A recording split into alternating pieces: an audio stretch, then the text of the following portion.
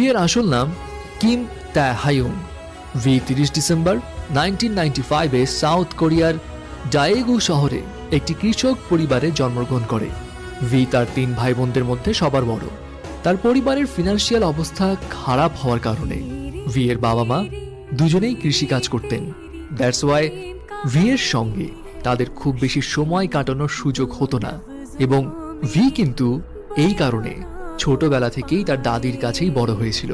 V এক ইন্টারভিউতে জানিয়েছিল তার দাদি তাকে 14 বছর ধরে লালন পালন করেছে এবং তার দাদি তার অনেক কাছের একজন মানুষ ছিলেন। এনিওয়ে, কৃষক পরিবারে বেড়ে ওঠায় ভি এর ছোটবেলায় কোনো বড় স্বপ্ন তো ছিল না।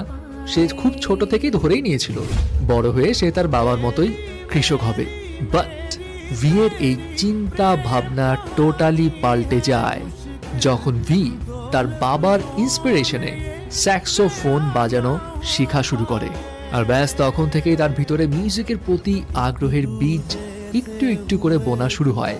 কিন্তু এখানে একটা কথা আছে, ভি তার বাবার ইন্সপিরেশনে মিউজিকে হাতে খড়ি পেলেও তার বাবা মায়ের কড়া ইনস্ট্রাকশন ছিল মিউজিক নিয়ে ক্যারিয়ার পারসিউ করা যাবে না।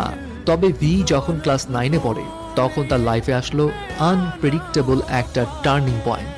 ভি যখন 9th গ্রেডে তখন সে তার বন্ধুকে সঙ্গ দেওয়ার জন্য biggest talent agency Big Hit এন্টারটেইনমেন্টের অডিশনে গিয়েছিল। ভি এর কিন্তু সেখানে অংশগ্রহণ করার কোনো পরিকল্পনাই ছিল না, সে জাস্ট তার ফ্রেন্ডের জন্যই গিয়েছিল। কিন্তু হঠাৎ করে বিগ হিট এন্টারটেইনমেন্টের একজন সদস্য ভি কে ওই শোতে পার্টিসিপেট করতে বলে। ভি অংশগ্রহণও করে। এন্ড সারপ্রাইজিং বিষয় হচ্ছে, যেই মানুষটার পার্টিসিপেট করার কোনো প্ল্যানই ছিল না সেই মানুষটাই একমাত্র পুরো শহর জুড়ে সিলেক্ট হলো। ব্যাস এরপর আর কি, ভি তার বাসায় তার বাবা মাকে সামহাউ বুঝিয়ে শুনিয়ে ট্রেনিং ক্যাম্পে যাওয়ার জন্য পারমিশন নিল। কিন্তু আমরা তো জানি কে পপ ইন্ডাস্ট্রিতে নিজেকে প্রুভ করতে হলে ট্রেনি পিরিয়ডটা কতটা কঠিন হয়।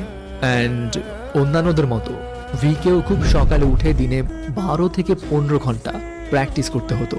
খাওয়া দাওয়ার স্ট্রিক্ট ডায়েট ফলো করতে হতো। ফ্যামিলির সঙ্গে যোগাযোগও ছিল লিমিটেড।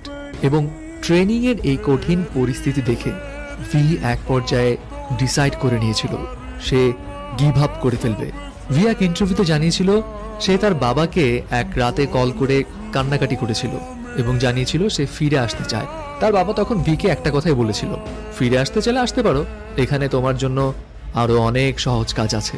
ভি জানায় তার বাবার ওই কথাটাতে সে কিছুটা ইম্বারেস ফিল করেছিল। অ্যান্ড এরপর সে ডিসিশন নিল যত কষ্টই হোক সে যেই টার্গেট নিয়েছে সেটার